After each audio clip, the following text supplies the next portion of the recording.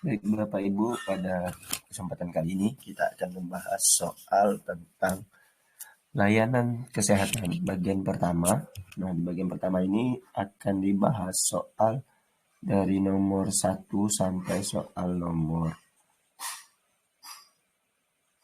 15 Bapak Ibu. Nah, soal 1 sampai 15 ini merupakan soal pedagogik, content knowledge, di mana semua soalnya ini membahas tentang materi layanan kesehatan. Nah, baik kita mulai dari soal nomor 1. Soal nomor 1 ini adalah tentang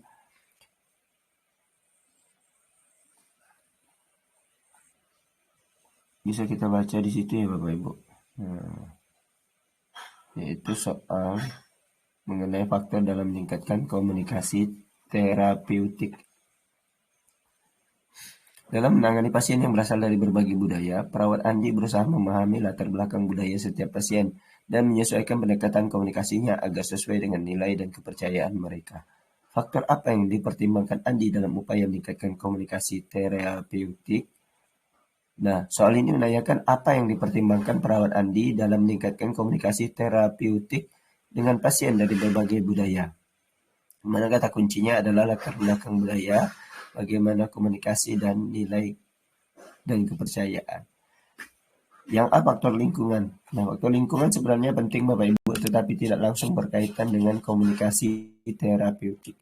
Yang B, faktor agama juga bisa menjadi bagian dari budaya, tetapi tidak mencakup keseluruhan aspek yang dipertimbangkan. Sehingga yang paling penting adalah di sini adalah faktor budaya, di mana Andi berusaha memahami latar belakang budaya setiap pasien, yang berarti dia mempertimbangkan nilai, kepercayaan, dan praktik budaya yang berbeda-beda. Nah, ini penting untuk membangun komunikasi yang efektif dan menghormati nilai-nilai pasien, Bapak Ibu. Yang D, faktor pribadi, ini lebih fokus pada karakter individu, bukan konteks nyata. Begitu juga yang E, faktor orang tua. Nah, faktor orang tua tidak relevan dalam konteks komunikasi langsung dengan pasien. Jadi yang tepat adalah yang C, Bapak Ibu. Kita lanjut soal nomor 2. Model pembelajaran yang diterapkan oleh Pak Budi. Pak Budi menggunakan teknik pembelajaran di mana siswa bekerja dalam kelompok untuk menyelesaikan masalah nyata yang relevan dengan materi pelajaran. Setiap kelompok diberikan kebebasan untuk mencari solusi dan kemudian mempresentasikannya di depan kelas. Pak Budi berperan sebagai fasilisator yang memberikan bimbingan jika diperlukan. Nah, model pembelajaran apakah yang diterapkan oleh Pak Budi? Bisa kita lihat di sini soal ini menanyakan model pembelajaran yang diterapkan oleh Pak Budi dalam mengajar. Dengan kata kuncinya siswa bekerja dalam kelompok, menyelesaikan masalah nyata dengan gurunya berperan sebagai fasilisator. Maka kita lihat yang pertama pembelajaran langsung. Pembelajaran langsung atau direct instruction ini berfokus pada pengajaran langsung oleh guru, bukan berkolaborasi. Sehingga ini tidak tepat Bapak Ibu. Yang B, pembelajaran berbasis masalah atau problem based learning. Nah, pendekatan ini melibatkan siswa dalam menyelesaikan masalah nyata dan bekerja dalam kelompok. Sehingga sejalan dengan prinsip-prinsip problem based learning yang menekankan kolaborasi dan pemecahan masalah yang dilakukan oleh Pak Budi. Sehingga jawabannya tepat untuk yang B. Yang C, pembelajaran tradisional. Ini lebih bersifat ceramah dan tidak melibatkan kolaborasi. Kemudian yang D, pembelajaran mandiri juga tidak melibatkan kerja kelompok. Terakhir yang E, inquiry based learning. Nah, lebih menekankan pada pertanyaan daripada pemecahan masalah secara kolaboratif. Sehingga yang lebih tepat adalah yang B, pembelajaran berbasis masalah. Kita lanjut nomor 3, model pembelajaran yang diterapkan oleh Bu Syifa. Bu Syifa mengajak untuk aktif berpartisipasi dalam mencari dan menyelidiki masalah kesehatan, mengajukan pertanyaan, dan merumuskan hipotesis berdasarkan observasi mereka. Siswa melakukan eksplorasi mandiri dan kolaborasi dengan rekan sekelas, berperan seolah-olah seperti ilmuwan, sehingga dapat mengembangkan kemampuan analitis, menemukan solusi, dan mengidentifikasi langkah-langkah keperawatan. Berdasarkan informasi tersebut, model pembelajaran yang diterapkan oleh Bu Syifa adalah. Nah, kita lihat di soal ini menanyakan model pembelajaran yang diterapkan oleh Bu Syifa dalam pembelajaran kesehatan dengan kata kuncinya mencari dan menyelidiki masalah, hipotesis, observasi, dan eksplorasi. Yang A, project based learning. Ini tentunya lebih fokus pada hasil akhir berupa proyek ya Bapak Ibu, sehingga tidak tepat. Yang B, collaborative learning, lebih menekankan pada kerjasama tetapi tidak spesifik pada penyelidikan, jadi belum tepat. Discovery learning, nah lebih terkait dengan penemuan individu, bukan kolaborasi atau hipotesis. Jadi discovery learning juga belum tepat. Problem based learning lebih fokus pada penyelesaian masalah daripada eksplorasi dan lain-lain. Jadi yang lebih tepat adalah inquiry learning, di mana Bu Syifa mengajak siswa untuk aktif mencari, menyelidiki, dan mengajukan pertanyaan. Artinya ini merupakan inti dari model inquiry learning, di mana siswa berperan sebagai peneliti, Bapak Ibu. Jadi jawabannya yang E. Lanjut soal nomor 4, keuntungan project based learning. Pak Budi mengadakan proyek teknologi di mana siswa harus merancang dan membuat aplikasi sederhana yang dapat membantu menyelesaikan masalah sehari-hari. Proyek ini mencakup tahap penelitian, perencanaan, pengembangan, dan presentasi akhir. Siswa diharuskan untuk bekerja dalam tim, membagi tugas, dan berkolaborasi untuk mencapai tujuan bersama. Apakah keuntungan utama dari penerapan metode project-based learning dalam proyek ini? Nah, kita lihat soal ini menanyakan keuntungan utama dari penerapan metode project-based learning dalam proyek siswa. Dengan kata kuncinya proyek, kolaborasi, dan menyelesaikan masalah, Bapak Ibu. Jadi yang A ini, membuat siswa sibuk bukanlah tujuan utama dari project-based learning. Apalagi tujuan utama dari pembelajaran yang bukan membuat siswa sibuk. Nah, yang B, mengembangkan keterampilan kolaborasi untuk pemecahan masalah. Oke, ini tepat Bapak Ibu, di mana project based learning ini mendorong siswa untuk bekerja sama dalam tim, membagi tugas, dan menyelesaikan masalah secara kolektif. Artinya akan meningkatkan keterampilan kolaborasi mereka. Yang C, menilai kemampuan membuat aplikasi, tentunya tidak menjadi fokus utama dari project based learning. D, memastikan semua siswa memahami teori, tidak sejalan dengan fokus praktis dalam metode ini, Bapak Ibu. Yang terakhir, yang E, memastikan siswa menghafal, ini kurang relevan dalam konteks pembelajaran berbasis proyek. Juga mengulang informasi ini belum tepat, sehingga yang tepat adalah yang B, pengembangan keterampilan kolaborasi untuk pemecahan masalah. Lanjut soal nomor 5, yaitu soal tentang menciptakan lingkungan belajar yang nyaman. Di dalam kelas, banyak siswa yang memiliki perbedaan latar belakang sosial, ekonomi, keluarga, dan tidak jarang siswa memiliki karakter sangat beragam. Berdasarkan kondisi tersebut, manakah berikut ini yang merupakan cara efektif untuk menciptakan lingkungan belajar yang nyaman bagi peserta didik? Soal ini menanyakan cara efektif untuk menciptakan lingkungan belajar yang nyaman bagi siswa dengan latar belakang sosial ekonomi yang berbeda. Artinya kata kuncinya adalah lingkungan belajar, kolaborasi, perbedaan latar belakang. Nah, yang A, ketegasan kepada siswa yang salah. Tentunya ini dapat menciptakan ketidaknyamanan, Bapak Ibu. Kemudian yang B, mendorong siswa untuk berkolaborasi, bekerja dalam kelompok. Nah, ini jelas tepat. Yang B, di mana di sini mendorong kolaborasi akan membantu menciptakan rasa saling menghargai dan memahami antar siswa dengan latar belakang yang berbeda sehingga meningkatkan kenyamanan dalam belajar. Kemudian yang C, mengatur tempat duduk secara acak. Nah, ini bisa mengganggu interaksi positif yang sudah ada sebelumnya. Kemudian yang D, menghindari percakapan yang tidak terkait. Ini bisa membatasi kesempatan untuk membangun relasi antar siswa, sehingga menghindari percakapan yang tidak terkait bisa membatasi kesempatan untuk membangun hubungan antar siswa. Kemudian yang terakhir, memberikan teguran pada siswa yang melakukan kesalahan. Ini hampir sama dengan yang A. Memberikan teguran pada siswa ini dapat menciptakan suasana yang tegang dan tidak kondusif. Sehingga jawaban yang tepat adalah yang B. Soal nomor 6. Kita lanjut soal nomor 6, pendekatan desain pembelajaran Bu Siti.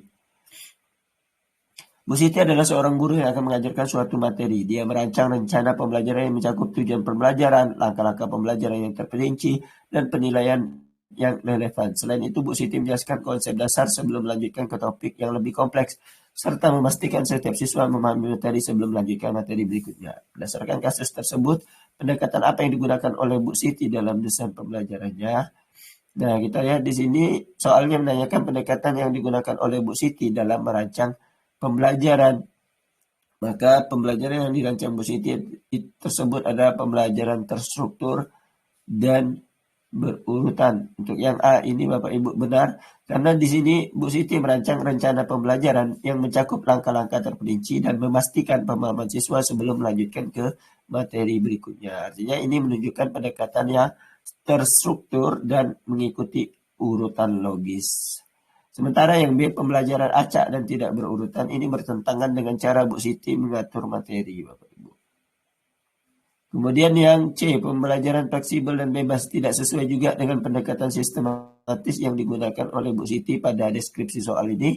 Yang D, pembelajaran tradisional dan kaku, juga kurang tepat karena Bu Siti sudah menggunakan pendekatan yang lebih berorientasi pada pemahaman siswa. Yang F, pembelajaran mandiri dan terbuka, juga tidak mencerminkan struktur yang jelas dalam rencana pembelajaran. Sehingga yang tepat adalah yang A. Kita lanjut nomor 7, metode pembelajaran dengan lingkungan. Suatu proses pembelajaran dirancang dengan menggunakan lingkungan sebagai media pembelajaran bagi siswa. Metode pembelajaran manakah yang paling efektif untuk mengintegrasikan kondisi di sekitar sekolah ke dalam desain pembelajaran? Nah, soal ini menanyakan metode pembelajaran yang paling efektif untuk mengintegrasikan lingkungan ke dalam desain pembelajaran. Artinya kata kuncinya adalah lingkungan sebagai media pembelajaran dengan mengintegrasikannya. Kita lihat yang pertama, pembelajaran berbasis proyek atau project based learning. Nah, metode ini memungkinkan siswa Bapak Ibu untuk terlibat dalam proyek yang relevan dengan lingkungan sekitar mereka sehingga mengintegrasikan pengalaman nyata ke dalam pembelajaran. Jadi pembelajaran berbasis proyek ini cocok untuk proses pembelajaran yang dirancang menggunakan lingkungan sekitar. Soal nomor yang B. Jawaban yang B, pembelajaran berbasis ceramah tentunya tidak memanfaatkan lingkungan secara aktif. Yang C, pembelajaran berbasis buku teks juga kurang relevan untuk konteks lingkungan.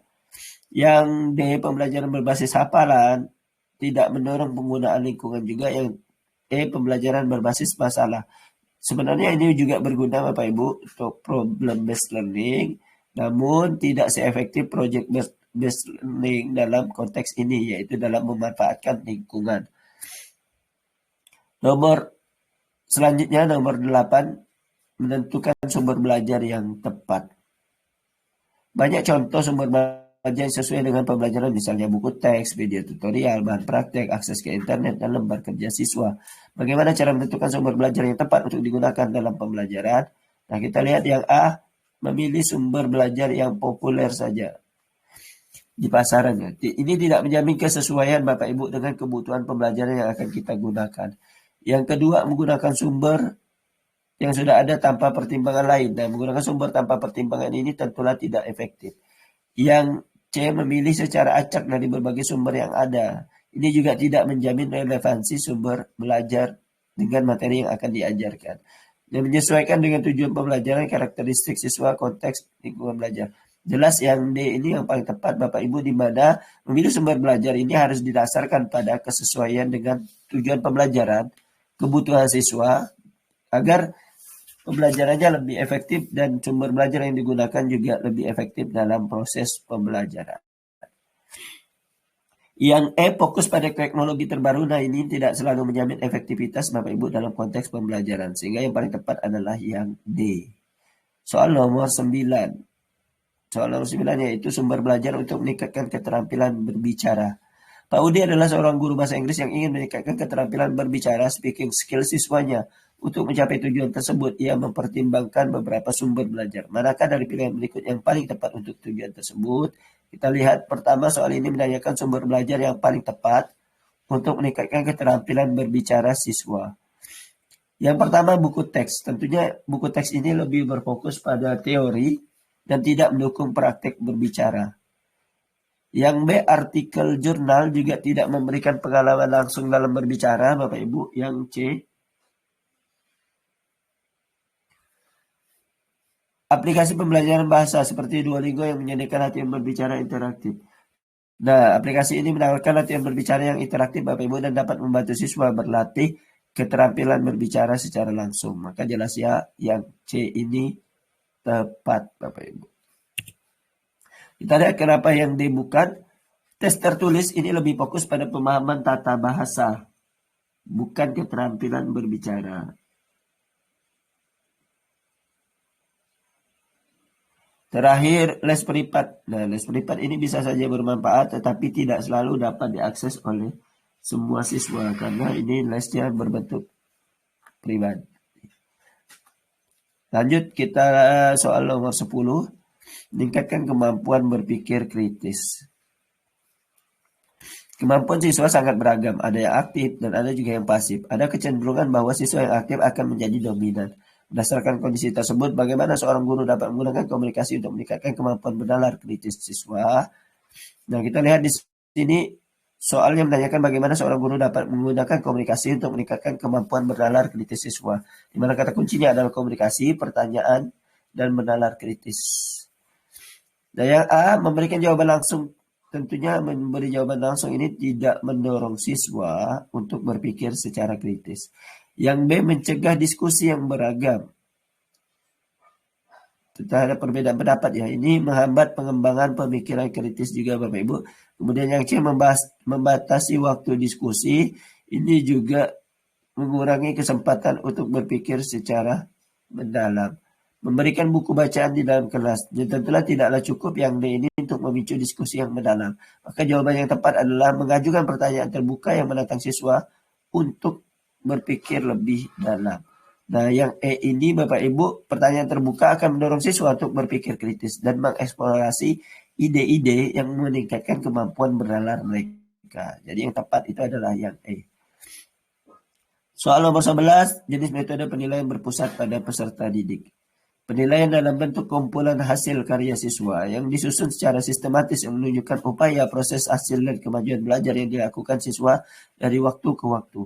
Nah, jenis metode penilaian yang tepat dalam asesmen yang berpusat pada peserta didik, Bapak Ibu, kata kuncinya di situ adalah kumpulan hasil karya, maka ini adalah portofolio, di mana akan menggambarkan proses kemajuan belajar dan secara sistematis.